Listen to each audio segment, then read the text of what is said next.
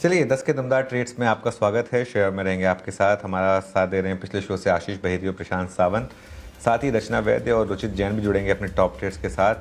फिर हमारे साथ दो खास मेहमान जुड़ने वाले हैं। पहले हीलियोस कैपिटल के फाउंडर समीर अरोड़ा से होगी बातचीत, और उसके बाद आज ई कॉमर्स प्लेटफॉर्म मीशो का आईपीओ खुला है, जिस पर बातचीत करने के लिए हमारे साथ कंपनी के सीएमडी और सीईओ विदित आत्रे मौजूद होंगे।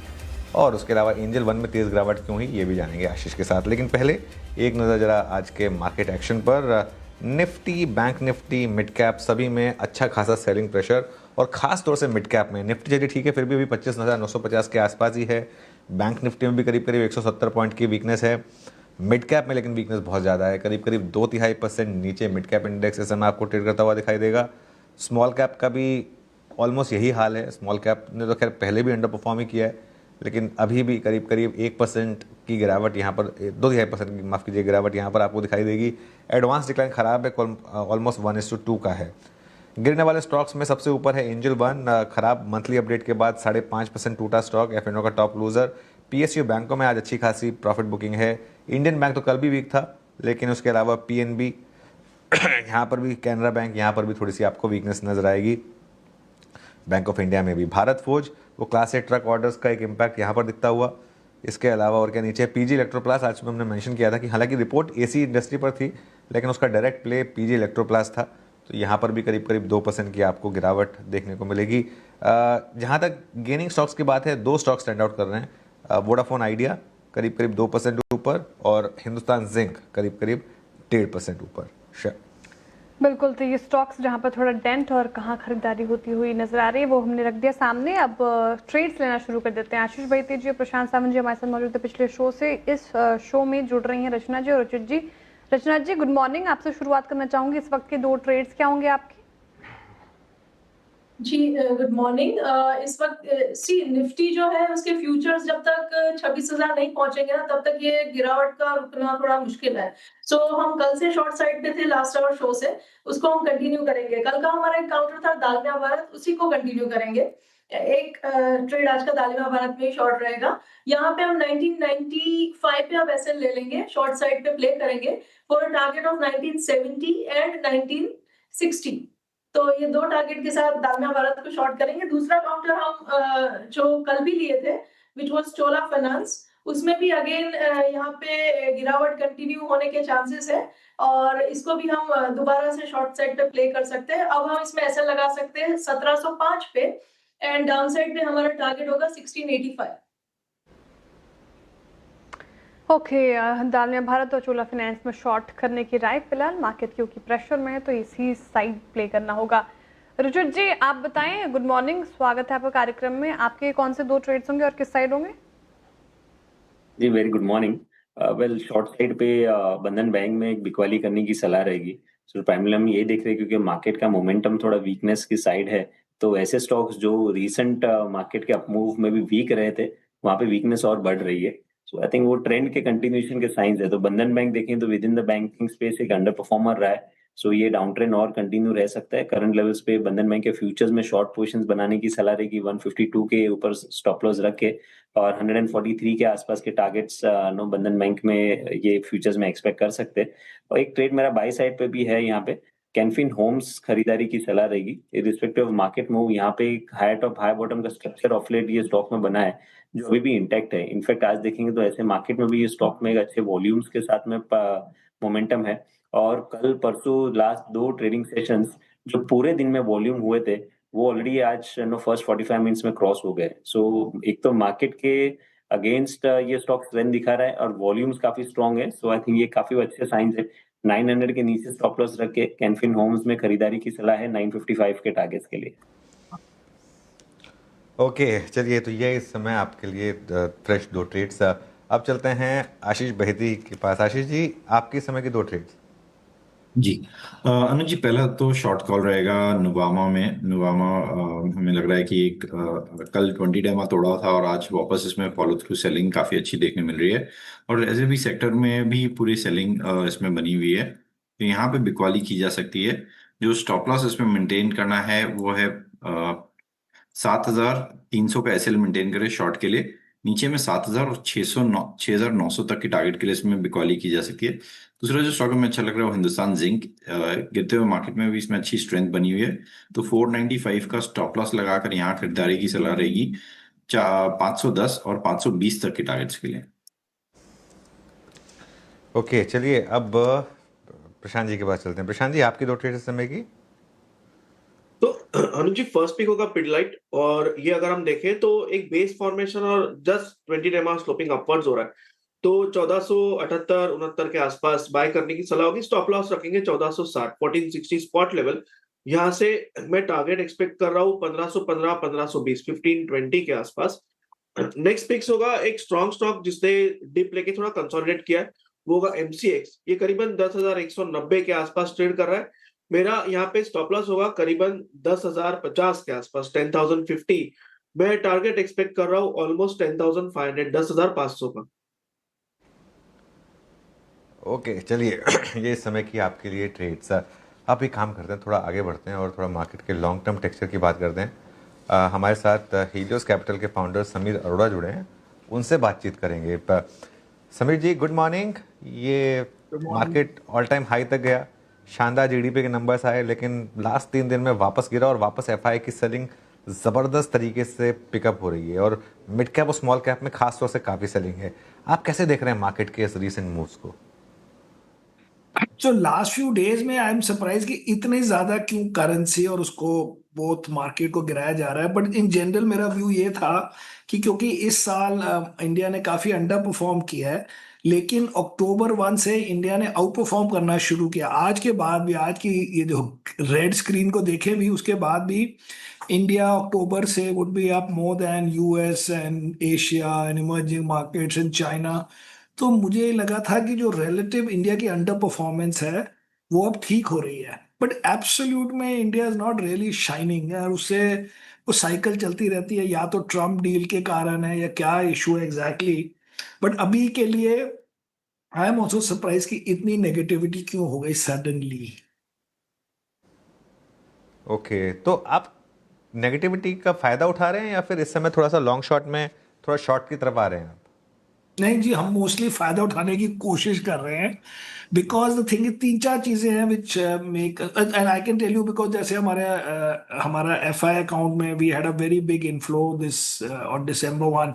हमने तो मंडे को ही लगा दिए थे, हम 2 दिन वो गिर रहे हैं बेचारे। But even in the long shot हमने शॉर्ट नहीं बढ़ाए, एंड इंडिया में म्यूचुअल फंड वाले भी मोस्टली फुली इन्वेस्टेड रह रहे हैं, because the logic was as follows. कि इंडिया इस साल काफी अंडर परफॉर्म किया है अगेंस्ट इमर्जिंग मार्केट से 25-26%। सेकेंड, इंडिया ने ड्यूरिंग दिस टाइम काफी रिफॉर्म किए, इंटरेस्ट रेट कट, लिक्विडिटी, ये वो जीएसटी कट वगैरह, जिसका plus minus a few months follow through आना चाहिए। और thirdly, actually Indian market is out performing. आप आज की हालत के बाद भी अगर रिलेटिवली देखें, so India is doing well since October, which means basically from the time जब से ये बात शुरू हुई कि जी अब डील हो जाएगी, या मे बी बिकॉज करेक्शन काफी हो गई है, तो ये नहीं है कि इंडिया ने रिलेटिवली अंडर परफॉर्म किया है, पहले तो किया ही है फ्रॉम December 31।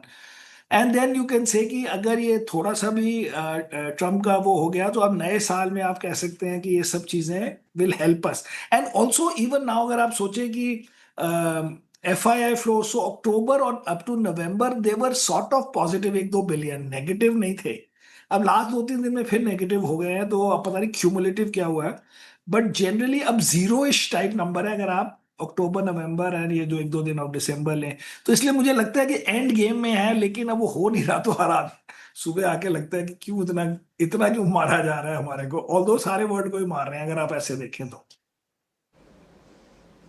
Okay, sorry. अच्छा समीर जी, ये थोड़ा सा मैं चैट जीपीटी की हेल्प ले रहा था, और उससे मैंने पूछा कि समीर जी ने अभी रिसेंटली क्या क्या बाय किया। उसमें वो बता रहे हैं कि आपने ओला और ये एथर एनर्जी में स्टेक बढ़ाया है, सही है क्या ये? नहीं नहीं, सो क्या है कि एथर एनर्जी में तो हम एंकर थे, ओके, एंड उसमें हमारे इंडिया में भी एंकर थे, हम यहाँ पे भी एंकर थे, तो उसमें बढ़ाया भी हो सकता है, बिकॉज जब नए फ्लोज आते हैं तो उसके साथ यू आर इन्वेस्टिंग। तो इसलिए उसको हम नई बाई इसलिए नहीं गिनते क्योंकि म्यूचुअल फंड वालों ने नए पैसे आए हैं तो उन्होंने खरीदा होगा। ओला हमने पहली बार सबने लिया था अराउंड 42-43 रुपीज, कितने 3 महीने हो गए होंगे। और उसके बाद अब हम वेट कर रहे हैं कि वो नेक्स्ट अपना वो दिखाएं कि उन्होंने सर्विस को कंट्रोल किया है, तो आगे देखेंगे। बट उसमें नई मुझे नहीं लगता, यहाँ पे हमने तो नहीं लिया, 99% इंडिया वालों ने भी और नहीं ऐड किया मेरे ख्याल से। ओके, इसके अलावा पूरी की पूरी न्यू एज में आप काफ़ी बुलिश नज़र आ रहे हैं मेरे ख्याल से। आप ऑब्वियसली हमारी पहले कई बार बात हुई है जोमेटो और पेटीएम को लेकर, जहां आप काफ़ी पॉजिटिव रहे हैं, लेकिन शायद स्विगी और डिलीवरी पर भी आप पॉजिटिव हुए हैं रिसेंटली। नहीं जी, काफी दिनों से है स्विगी में। क्या क्या क्या है वहाँ पे इंडिया में जो मिड कैप फंड्स वगैरह हैं जिसमें जोमेटो फिट नहीं होता, तो उसमें उन्होंने शायद स्विगी लिया हुआ है। बट डिलीवरी भी हमारे पास होगा करीब 8-9 महीने से। हमने लेटेस्ट फिजिक्स वाला भी लिया है जी। हम कंट्रोल्ड वे में things which are changing people's lives and जो कोई यूनिक मॉडल से डिलीवर कर रहे हैं ये सर्विसेज, हम बिलीव तो करते हैं कई चीजों में। यस। फिजिक्स वाला की स्टोरी क्या है आपके हिसाब से? क्योंकि आईपीओ में तो बिल्कुल सब्सक्रिप्शन नहीं मिला। आपने आईपीओ में सब्सक्राइब किया था या फिर किस लिस्टिंग चीज के बाद में? लिया? किसमें? फिजिक्स वाला में, फिजिक्स वाला में। फिजिक्स वाला में हम एंकर भी थे और फिजिक्स वाला में हमने बाद में भी लिया है। फिजिक्स वाला में एंकर में तो कुछ एंकर में अगर आप देखिए किसी को भी इतने शेयर नहीं मिलते कि वो आप उसको सेट हो जाओ। तो या तो आप कहोगे कि मैंने और नहीं खरीदने, और जब एंकर का पीरियड खत्म हो जाएगा तो आप बेच दोगे, क्योंकि वो मिलते हैं हर आदमी को, बड़े से बड़े और छोटे से छोटे को अपने पोर्टफोलियो के हिसाब से 10.1% भी नहीं मिलते। सो फिजिक्स वाला we bought both anchors and we have bought more later. नहीं, लेकिन मेरा सवाल ये है कि ऐसा क्या अच्छा लग रहा है आपको इस बिजनेस में, क्योंकि बहुत लोग सरप्राइज हुए बहुत थे ही इसकी लिस्टिंग पर। बहुत ही बढ़िया बिजनेस है जी। वैसे आईपीओ में अगर आप देखें, आईपीओ की प्राइस आई थिंक 109 थी, 130-140। वैसे तो आईपीओ तो सक्सेसफुल हो गया है, लेकिन बिग पिक्चर में रीजन ये है दैट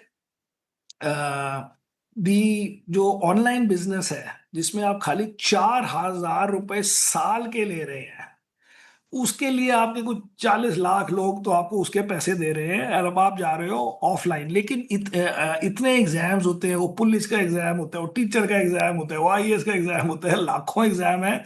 एंड बिकॉज उनका आइडिया है कि हम सब कुछ यूट्यूब से शुरू करके बड़ी लो कॉस्ट पे करते हैं, हर कैंडिडेट, बच्चा, उसके पेरेंट्स इस चीज को करने में माइंड नहीं करते, बिकॉज द एब्सोल्यूट मनी जो एक बंदे से लेते हैं वो बहुत ही कम है।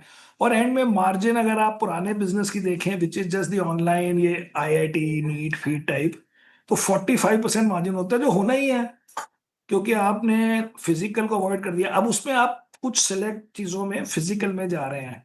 सो this is a good business and there are unlimited number of exams that people can buy, and it's just a matter of बनाते जाइए कंटेंट, और एक बार ये आपका ब्रांड और नाम बन गया तो ये अब देखते हैं। बट हमें तो पसंद है क्योंकि जेन्युइनली एक तो चीज है, जेन्युइनली सस्ता है, एंड मे बी 80-90% फर्क है दूसरी कंपेरिटर से, एंड वॉल्यूम मिल चुका है इतने सालों में। एक और सिंपल लाइन जो आई थिंक उनके कोई प्राइवेट इक्विटी इन्वेस्टर ने लिंक्डइन पे लिखी थी कि it is one of the few companies जिसमें करंट जो कैश इन द बैंक है वो लाइफ में जितने पैसे रेज किए हैं उससे ज्यादा है। And also one of the few companies जो पहली बार प्राइवेट इक्विटी रेज की वो $1 बिलियन के ऊपर रेज की, and one of the few companies in India जिसमें प्रोमोटर जो दोनों हैं फाउंडर्स, उनका अपना स्टेक कोई 80% कुछ है। तो इसलिए कोई किसी को डाइल्यूट करके ये पैसे या ये साइज नहीं बना है। तो दैट मीन्स चल रहा है ना बिजनेस। अगर आप 3-4-5 बिलियन मार्केट कैप कंपनी तक पहुंच गए और आपने ₹1 के पब्लिक से पैसे नहीं ले, पब्लिक मीन्स प्राइवेट इक्विटी से, और जो टोटल लिए हैं और जो आज अकाउंट में है वो उस टोटल से ज्यादा है, दैट मीन्स आपने बर्न भी नहीं किए। क्वाइट यूनिक वी थिंक, पर आगे आप सबको पता है जी, अपने आप रिसर्च करेंगे। हाँ बिल्कुल। और सिंस हम दूसरी बात आईपीओ है, की हम बात कर रहे हैं पोजीशन आज। छोटी लेते हैं। एक सेकेंड, हम पोजीशन भी छोटी लेते हैं। अगर हाँ हाँ हमारे म्यूचुअल फंड में देखें, यहाँ देखें, वो 1.5% के करीब होगा, तो हम पहले एक्सपेरिमेंट करते हैं। But we don't want to wait कि जब सब कुछ हो जाएगा तब हम आएंगे जी रिसर्च करने। ऐसे नहीं, हमारा मॉडल ही अलग है। वी ट्राई, एंड बिकॉज हमने अपनी तरफ से काफी धक्का मुक्का मारा होता है, मेहनत करी होती है, तो चल जाता है कई बार, जब नहीं होगा तो फिर वो बेच बाज के आगे चलते हैं, और क्या। हाँ, नहीं क्योंकि हम आईपीओस की बात कर रहे हैं, आपने दो चीज़ें पूछना चाहूँगा। आपने लेंसकार्ट में लगाया था क्या, और आज मीशो खुल रहा है, मीशो में है क्या आप इन्वेस्टर एज एन एंकर या फिर एज आईपीओ सो इन्वेस्टर? सो लेंस कार्ड पे नहीं लगाया था। मीशो में ये डोमेस्टिक वाले शायद उसमें लगाएंगे, like directly applying in the general book. क्योंकि क्या मीशो का तो आईपीओ बड़ा हॉट हो गया, और साथ में द मैनेजमेंट बेसिकली सेट कि जो आदमी साल से हमारे पीछे लगा हुआ है उसको हम शेयर देंगे, उस टाइप की बातें। हम तो ऐसे थे ही नहीं एक साल पहले टू थिंक कि हम ऐसी बातें करेंगे। So we'll see, but Lenskart हमने नहीं लगाया था बिकॉज वी थॉट थोड़ी वैल्यूएशन ज्यादा है, कंपनी ठीक है। ओके। अच्छा, आपके पोर्टफोलियो में बैंक्स और एनबीएफसीज का काफ़ी बड़ा एक हिस्सा रहा है। बैंक्स तो खैर आप वेल डिस्क्लोज है, एचडीएफसी बैंक जैसे स्टॉक्स आपके टॉप पिक्स में रहे हैं, लेकिन housing finance, I think PNB housing, Aadhaar housing, I think आपकी लिस्ट में रहे हैं। ये इस समय अब आरबीआई की भी मीटिंग होने वाली है, इस समय बैंक्स और एनबीएफसीज में एक बड़ी रैली के बाद अब क्या व्यू है आपका? बड़ी रैली आपको लग रही है? बड़ी रैली कोई बहुत बड़ी रैली नहीं हुई है, एक्सेप्ट भी ये श्री राम फाइनेंस चोला वगैरह में थोड़ी हुई है। बट ओवरऑल क्या है कि ये ऑनगोइंग स्टोरीज हैं जो इंडिया की खत्म ही नहीं होती इन टर्म्स ऑफ जनरल, कि भाई the sectors are good, the managements are good, और ये हाउसिंग फाइनेंस या पर्सनल फाइनेंस ये सब चलता रहता है। अब हमारा बजाज फाइनेंस भी कितने 1-2 साल से तो नए राउंड में है, पहले हमने 2011 से 21 तक होल्ड किया। तो ये स्टोरीज ऑन गोइंग 15% बनाने के लिए तो चलती रहती हैं सालों साल, अनलेस कोई ब्लो अप कर दे, कोई बहुत स्लो डाउन हो जाए। बल्कि हमारा तो व्यू है कि slow down should be over because of all these things की इंटरेस्ट रेट कट हुए, लिक्विडिटी इंजेक्शन हुई, एंड दैट गवर्नमेंट और मतलब reserve bank and everybody SEBI even sub regulation D regulation कर रहे हैं, फालतू चीजें काट रहे हैं। तो ये सब चीजें overall for financial sector should be helpful. आपने देखो बैंक्स वगैरह के लिए कितनी रेगुलेशंस काट दिए, अब आप ये भी फंड कर सकते हैं, आप एम फंड कर सकते हैं, बहुत सारी चीजें करी हैं which over time are suppose to help the credit growth and in general the financial economy. इसमें कोई मतलब, इसमें कोई नई वो नहीं होता है इसमें कि is there anything wrong, have they gone out of line, क्या इतने महंगे हो गए हैं, क्या ग्रोथ इतनी कम हो गई है कि अब ये छोड़ दिया जाए। अब आपको कई चीजें लगेगा कि हमने नई खरीदी है ओनली बिकॉज हमने वो नए फंड किया है, जैसे मिड कैप फंड को कई 8-9 महीने हुए हैं, 6-7 महीने जो भी हुए, एंड स्मॉल कैप फंड में अगर आपने कोई देखे हो तो वो ऐसे लगेगा कि हमने नया शेयर खरीद लिया, बट एक्चुअली हमारी लिस्ट में फॉर एवर था। वो उस टाइप का प्रोडक्ट ही नहीं था to buy some of these things, but thematically and conceptually it's the same thing as we've always done. All right, Sameer ji बहुत बहुत शुक्रिया, मज़ा आया आपसे बात करके, as always thanks Thank for you. Joining us today. Best of. चलिए आगे बढ़ते हैं, और हम मीशो की बात कर रहे थे। आज से ई कॉमर्स प्लेटफॉर्म मीशो का करीब 5,400 करोड़ का आईपीओ खुला है। एक शानदार स्टोरी रही है मीशो की, और इशू को एंकर निवेशकों से 32 गुना डिमांड मिली है। आईपीओ और कारोबार की ग्रोथ स्ट्रैटेजी पर बात करने के लिए कंपनी के सीएमडी और सीईओ विदित आत्रे हमारे साथ मौजूद हैं। विदित जी गुड मॉर्निंग, बहुत बहुत शुक्रिया सीएनबीसी आवाज़ के साथ जुड़ने के लिए। और सबसे पहले तो मुबारक आपको, क्योंकि एक जब एंटरप्रेन्योर एक आईपीओ लेकर आता है तो एक हमेशा एक सेंस ऑफ प्राइड और सेंस ऑफ ओनरशिप ना सिर्फ उसके लिए बल्कि उसकी कंपनी के लिए होती है। आई एम श्योर मीशो में इस समय वही मूड माहौल होगा भी। तो कैसा फील कर रहे हैं इस समय आप और आपकी कंपनी के जो एम्प्लॉयज़ हैं इस बड़े दिन पर? और आई एम श्योर लिस्टिंग पर भी हम बात करेंगे, लेकिन पहले तो ये बताइए कि इस समय आपका कंपनी का एटमॉस्फेयर कैसा है? थैंक यू अनुज जी। ये आपने बिल्कुल सही कहा। आई थिंक अभी एटमॉस्फेयर काफी एक्साइटमेंट है। हमने 10 साल में ये कंपनी बनाई है। 10 साल पहले हमने एक सिंपल से मिशन से कंपनी स्टार्ट की थी कि हम कैसे ई कॉमर्स को इंडिया के हर एक कंज्यूमर, हर एक बिजनेस, हर एक लॉजिस्टिक्स बिजनेस तक ले जा सकें। और हम 10 साल में आज 23 करोड़ एनुअल ट्रांजैक्टिंग कस्टमर्स के साथ जुड़े हैं, 7 लाख से ज्यादा बिजनेस हैं। तो आई थिंक इन जनरल काफी प्राउड की फीलिंग है। अब हम आगे गोइंग फॉरवर्ड पब्लिक इन्वेस्टर्स के लिए, रिटेल इन्वेस्टर्स के लिए वैल्यू क्रिएट कर पाएंगे। तो आई थिंक अराउंड विद ये प्राइड के साथ बहुत स्ट्रॉन्ग सेंस ऑफ रिस्पॉन्सिबिलिटी भी है कि हम अब पब्लिकली ये कंपनी को बिल्ड करेंगे। जो भी वैल्यू क्रिएशन होगा वो सबके साथ शेयर्ड होगा। तो रिस्पॉन्सिबिलिटी है, एक्साइटमेंट है। तो हाँ, अभी तो माहौल काफी अच्छा है कंपनी में, सब सेलिब्रेटरी मूड में है। ओके। अच्छा, एक विदित जी, आई एम श्योर ये आपने पहले भी सुना होगा, एक मीशो के लिए कहा जाता है पुअर मैन्स अमेजोन। एक इमेज बन गई है कि ये एक उन लोगों के लिए है जो हायर लेवल के प्रोडक्ट्स अफोर्ड नहीं कर सकते। पहली बात तो क्या आप इस इमेज से सहमत हैं और आपको इस इमेज से कोई दिक्कत है या नहीं है, और दूसरा क्या इसको आगे जाकर चेंज करने का कोई इरादा है आपका? हम अपने आप को भारत की ई कॉमर्स ऐप बोलते हैं, राइट? एंड कई बार आई थिंक लोग ये सोचते हैं कि जो भी मतलब टॉप का सिटीज के कुछ 1-2 करोड़ कस्टमर, उसके सिवा सब पुअर लोग हैं इंडिया में। हम उससे सब्सक्राइब नहीं करते हैं। हम तो बहुत प्राइड लेते हैं कि हम पूरे भारत के लिए ऐप बना रहे हैं। तो अगर हमें कोई कुछ भी बोले, I don't think that pride goes away.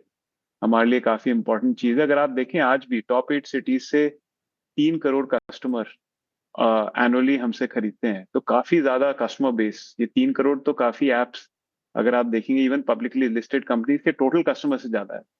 तो इवन बिग सिटीज में हमारे कस्टमर्स काफी उससे ज्यादा है। बट हमारा प्लेटफॉर्म सबको अपील करता है, सारे जेंडर, सारे इनकम ग्रुप, सारी सिटीज, सारे टाउन। और ये हम चाहते भी थे। जैसे मैंने बताया था, हमने कंपनी स्टार्ट इसी मिशन से की थी कि इंडिया में हर कोई ई कॉमर्स से पार्टिसिपेट कर पाए। आपकी income should not be a barrier, आप कहाँ से आ रहे हैं should not be a barrier. हमने वही प्रॉब्लम सॉल्व करी है। तो हम तो इस पे काफी प्राइड लेते हैं और आगे भी करते रहेंगे। हम कभी ये नहीं मानते हैं कि हमें सिर्फ अमीर लोगों के लिए कोई ऐप बनानी है या किसी और के लिए। हम चाहते हैं भारत में हर एक कस्टमर, हर एक बिजनेस के लिए ई कॉमर्स ऐप मीशो हो। बिल्कुल, बहुत सही बात कही आपने विदित। गुड मॉर्निंग, श्रेया बात कर रही हूँ। थोड़ी स्ट्रैटेजी और मॉडल पे बातचीत करना चाहूँगी आपकी। आप कहते हैं आप जीरो कमीशन है, क्लाइंट से कोई कमीशन नहीं लेते, साथ ही आपके प्रोडक्ट्स अफोर्डेबल हैं, अफोर्डेबिलिटी पर जोर देते हैं, यूएसपी ही आपकी ये है। तो ये कितना सस्टेनेबल लगता है एक पॉइंट पर जाकर, जब मार्केट में और बड़े प्लेयर्स आ रहे हैं? इसको थोड़ा समझाएं। आई थिंक अब तो मतलब 10 साल में अगर आप देखें, इनफ डेटा है इसको वेरीफाई करने का। हमने कंपनी बहुत ही कैपिटल लाइट, एसेट लाइट वे में बनाई है। हम कोई केपेक्स नहीं करना होता है, ना ही कोई वेयरहाउस में, ना ही इन्वेंट्री में, जिसमें बाकी बहुत सारी कंपनीज का काफी पैसा जाता है। तो हम इस स्केल तक पहुंच गए। इंडिया का सबसे बड़ा ई कॉमर्स प्लेटफॉर्म है आज in terms of customers and orders. और हमने ये काफी कम कैपिटल में किया है as compare to all the other companies. अगर आप देखिए लास्ट 2 इयर्स में हम फ्री कैश फ्लो पॉजिटिव हैं। मतलब लास्ट फाइनेंशियल ईयर 25 में तो हमने 1,000 करोड़ का कैश जनरेट किया है। तो आई थिंक ये काफी यूनिक है हमारे बिजनेस के बारे में और आगे भी रहेगा। तो आई थिंक ये सबसे इम्पोर्टेंट चीज रियलाइज करने की यही है कि मतलब आप काफी बड़ा स्केल अचीव कर सकते हैं without spending as much money. और सिर्फ कमीशन ही एक रेवेन्यू कमाने का तरीका नहीं है। हमने काफी इनोवेशन किया है लॉजिस्टिक्स में, जो लोग अब रिकग्नाइज भी कर रहे हैं। वेल्मो किया है, उसकी वजह से आज we have much higher margin in logistics, जो हमारे लिए एक इंपॉर्टेंट रेवेन्यू स्ट्रीम है। एडवर्टाइजिंग प्रोडक्ट, हमारे टाइप के बिजनेसेस ने कभी पहले एडवर्टाइजिंग में स्पेंड नहीं किया था, बट हमने वो प्रोडक्ट इतना सिंपल बना दिया है कि छोटे से बड़े बिजनेसेस आज एडवर्टाइजिंग में स्पेंड कर रहे हैं। और वो भी हमारे लिए एक बहुत इंपॉर्टेंट रेवेन्यू स्ट्रीम है। और इसके अलावा हम और भी चीजें ऐड करते जा रहे हैं। तो हम इनोवेशन पे रिलाय करते हैं। कमीशन बहुत आसान तरीका है पैसे बनाने का, बट हमें लगता है उससे बहुत सारे लोग पीछे छूट जाते हैं। अगर आपका बहुत हाई मार्जिन नहीं है तो आप अपने मार्जिन से कमीशन पे नहीं कर सकते, तो आप ऑनलाइन आ ही नहीं पाएंगे।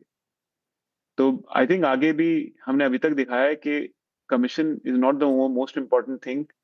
रेवेन्यू जनरेट करने के लिए हमने हिस्टोरिकली आगे भी करते रहेंगे और कैश फ्लो को और इम्प्रूव करते रहेंगे, बढ़ाते रहेंगे।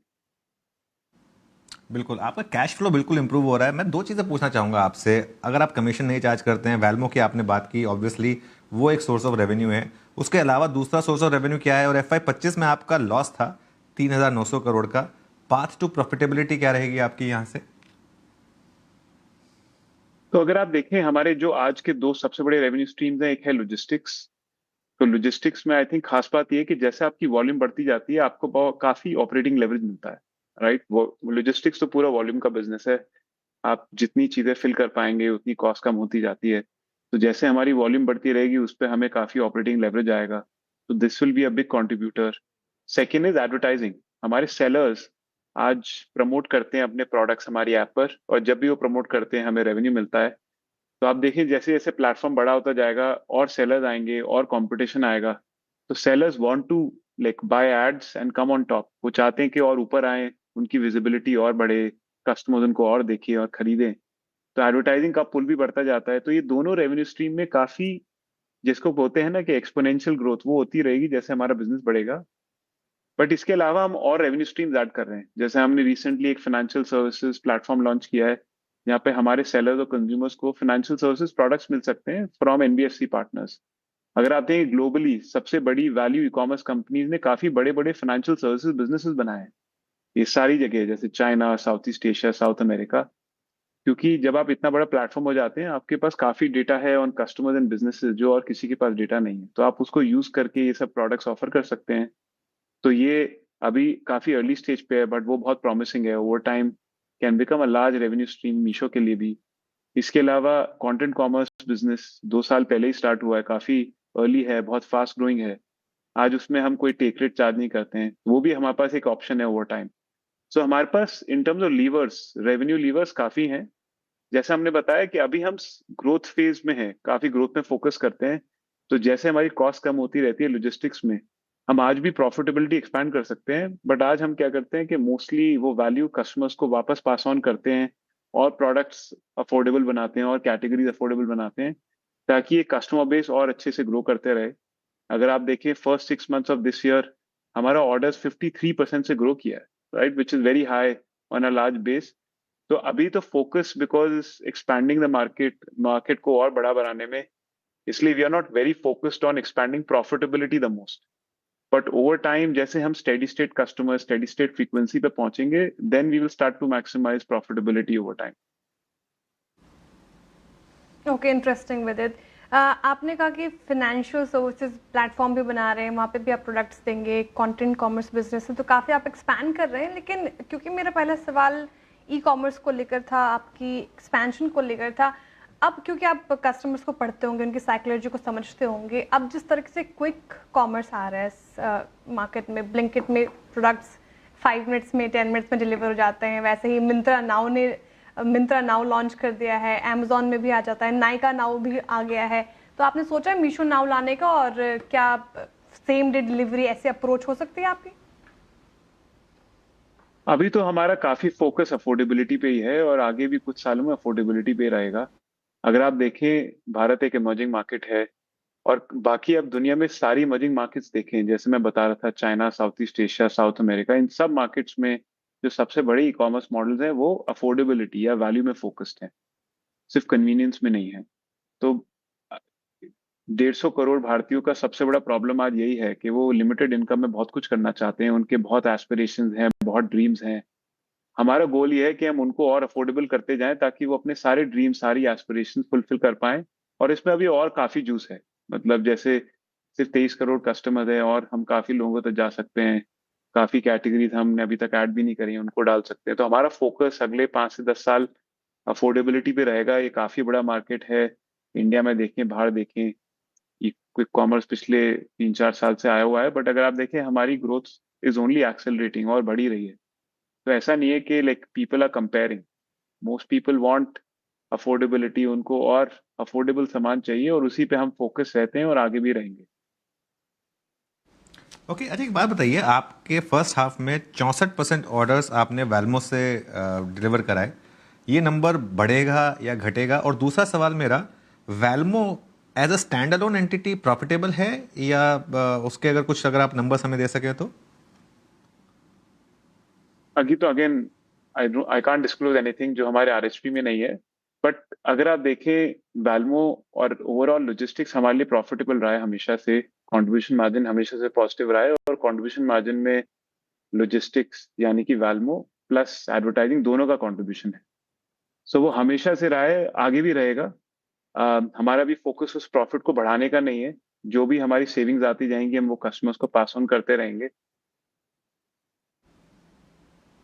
तो आगे जाकर इसको सेपरेटली लिस्ट करने का कोई प्लान नहीं है? मुझे पता, थोड़ा मैं बहुत जल्दी एक सवाल पूछ रहा हूँ क्योंकि अभी तो हम सिर्फ मीशो की लिस्टिंग की बात कर रहे हैं, लेकिन आगे जाते हुए कोई सेपरेटली इसको लिस्ट करने का अभी फिलहाल कोई प्लान नहीं है? कोई प्लान नहीं है एंड आई थिंक वेलमो हमेशा मीशो के साथ ही रहेगा। काफ़ी इम्पोर्टेंट स्ट्रेटेजिक पार्ट है मीशो के बिजनेस का, हमारी वैल्यू प्रोपोजिशन अराउंड अफोर्डेबिलिटी का। तो हमारा कोई प्लान नहीं है इसको एक्सटर्नल कस्टमर्स को ऑफर करने का या फिर इसको सेपरेटली लिस्ट करने का। आई थिंक वैल्यू का, अगर आपको वैल्यू प्रोपोजिशन अराउंड अफोर्डेबिलिटी देनी है तो आपको इनोवेशन लॉजिस्टिक्स में करता रहना पड़ेगा। तो हमारा कोई प्लान नहीं है इसको अलग से लिस्ट करने का। ओके, एक मेरी तरफ से आखिरी सवाल, जो आईपीओ के जरिए जो रकम जुटाई जा रही है उसमें से 4,250 करोड़ का फ्रेश इशू है। इस वजह से थोड़ा सा ज़्यादा मार्केट एक्साइटेड भी है क्योंकि ओएफएस उसके मुकाबले कम है और फ्रेश इशू ज़्यादा है, तो कंपनी में पैसा आ रहा है। ज़्यादातर जो आईपीओज आए तो उनमें एक एग्जिट दी जा रही थी फाउंडर्स को या फिर अर्ली इन्वेस्टर्स को। आपके केस में पैसा डायरेक्टली कंपनी में आ रहा है और बड़ा पैसा आ रहा है कंपनी में। ये 4,250 करोड़ आपके प्रोस्पेक्टस के हिसाब से इसमें से काफ़ी कुछ आप एआई में इन्वेस्ट करने वाले हैं। थोड़ा सा बताएंगे उसका आपकी कंपनी पे क्या इम्पैक्ट होगा, और थोड़ा सा और अगर इसको एक्सप्लेन कर पाएँ कि जो आप पैसा रेस कर रहे हैं वो कहाँ स्पेंड करेंगे। बिल्कुल आपने सही कहा। आई थिंक अभी हम जैसे काफी ग्रोथ स्टेज में है, बिजनेस अभी भी ग्रो कर रहा है, तो हमारा फोकस अभी भी पैसे को बिजनेस में डाल के उसे और ग्रो करने का है। तो अगर आप देखें मेन लीवर्स हमारे ग्रोथ के, और उसमें हम इन्वेस्ट भी करना चाहते हैं, बहुत इंपॉर्टेंट है टेक्नोलॉजी। हम एसेट लाइट बिजनेस है, मेजॉरिटी ऑफ आर एफर्ट में 60% of our team is engineering. So engineering product है, हम best in class state of the art AI infrastructure बनाते हैं। जैसे वैल्मो के अंदर हमने काफी एआई इनोवेशन किए हैं। हमारा खुद का एक जियो इंडिया एलएलएम है, क्योंकि हम इतने सारे ऑर्डर्स प्लेस करते हैं, हमारे पास काफी यूनिक डेटा है। उसको यूज करके हमने अपना खुद का जियो इंडिया एलएलएम बनाया है ताकि रिमोट से रिमोट प्लेस में भी हम ऑर्डर डिलीवर कर पाए। हमने उस पर काफी रिसर्च पेपर्स भी पब्लिश किए हैं ग्लोबली। हम some of the best recommendation AI models use करते हैं अपनी ऐप पे। तो अगर आप ऐप पर जाएं तो हर कस्टमर को अलग सामान दिखता है उनकी हिस्ट्री पे।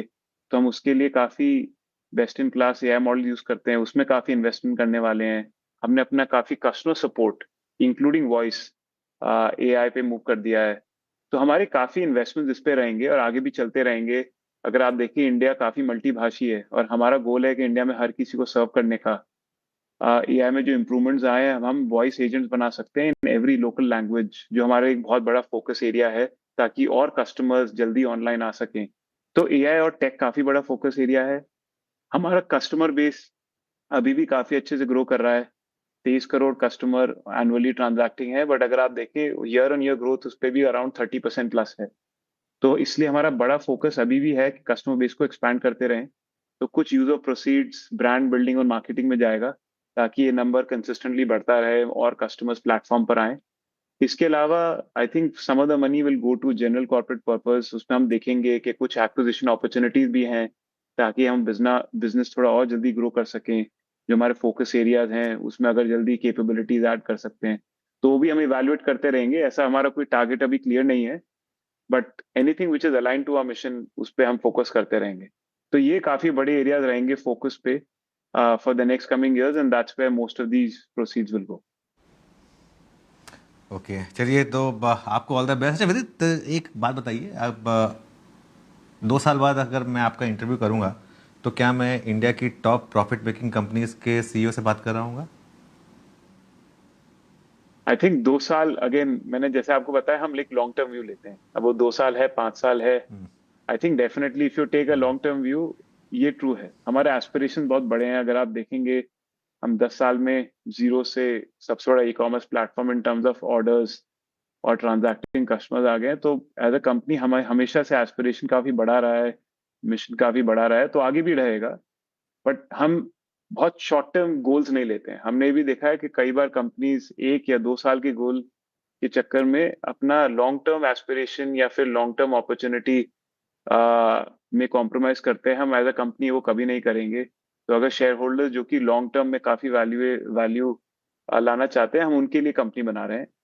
तो ये वो 2 साल है, 4 साल है, 6 साल है, बट क्वेश्चन का आंसर यस है। आई थिंक हम चाहते हैं कि काफी शेयर होल्डर्स के लिए वैल्यू बनाए, हमारे इकोसिस्टम के लिए वैल्यू बनाए। वो हमेशा से हमारा फोकस रहेगा। चलिए विदित जी, और मेरी बेस्ट विशेस आपके साथ रहेंगी, आपके और आपकी टीम के साथ। मैं दिल से चाहूँगा कि आप सक्सेसफुल हों और ये आईपीओ पैसा बना कर दे, क्योंकि भारत को ज़रूरत है एक होम ग्रोन एंटरप्रेन्योर्स जो अमेज़ॉन जैसी कंपनीज हमारे यहाँ भी क्रिएट कर सके। थैंक यू सो मच आज हमारे साथ जुड़ने के लिए, मज़ा आया आपसे बात करके। ऑल द बेस्ट आपको IPO के लिए।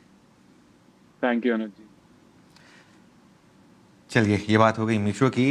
एक बड़ा IPO खुल रहा है और लेट्स सी क्या इम्पैक्ट आएगा। मीनवाइल मार्केट अभी भी नीचे है। सबसे ज़्यादा दिक्कत है मिड कैप में। मिड कैप इंडेक्स करीब करीब 1% नीचे और एडवांस डिक्लाइन इस समय करीब करीब 1:2.5 का है। इस शो को यहीं समेटेंगे, थोड़ा सा विलंब हो गया। अगले शो के लिए कंचन तैयार है ट्रेडर्स हॉटलाइन के साथ।